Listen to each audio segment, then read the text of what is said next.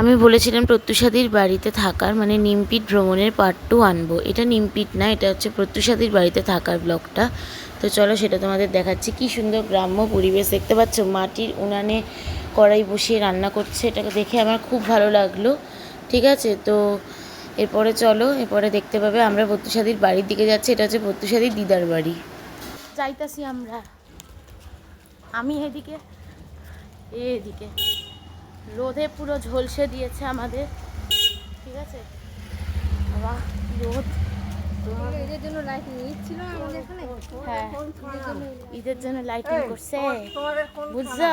দিনটা ছিল 26শে মার্চ, কিন্তু ওখানকার ওয়েদার অনেকটা কুল ছিল।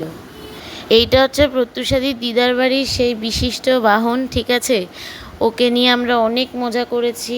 ও হচ্ছে সাদা রঙের পুচকি একটা, আর ওর মা আছে আর ওর দিদিও আছে। ঠিক আছে, তাদেরকে আর তুলতে পারিনি, তারা ভীষণ ছটপটে। তো চলো এবার ওকে আমার কোলে দিয়েছে।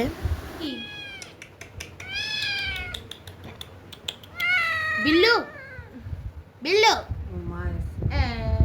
পুরি বাবুরি বাবার ওখানে যেতে পালাচ্ছে নাকি।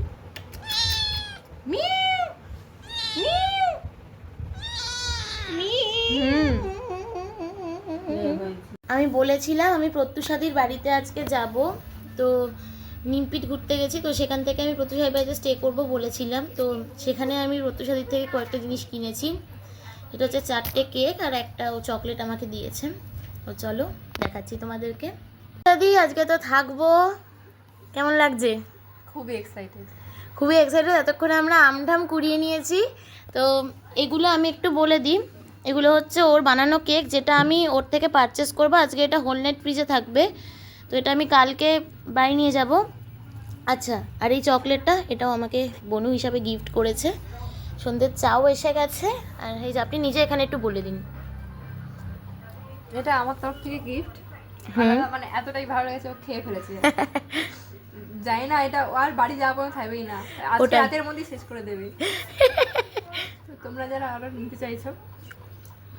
অর্ডার নিতে চাইছো তোমরা আমাকে ইনবক্স করতে পারো বা ওকেও মেসেজ করতে পারো। তো ডেলিভারি অল ইন্ডিয়া। আজকে ডিনারটা কি হবে সেটা বল। আজকে আমরা খাবো এই চকলেট, আমি জানি না কতক্ষণ রাখতে পারবো। এই কেক 4টে আমি বাড়ির লোকের জন্য নিয়ে যেতে পারবো নাকি আমি সেটাও জানি না, কারণ কেকগুলো দেখে আমার খেতে ইচ্ছা করছে। তো পারচেজ করে দিই। হ্যাঁ ঠিক আছে, ওর cake all India available. Cake না, শুধু চকলেটটা, কারণ কেকটা ড্যামেজ হয়ে যাওয়ার আশঙ্কা থাকতে পারে। তো চকলেটটা অসুবিধা নেই, চকলেট টাটা।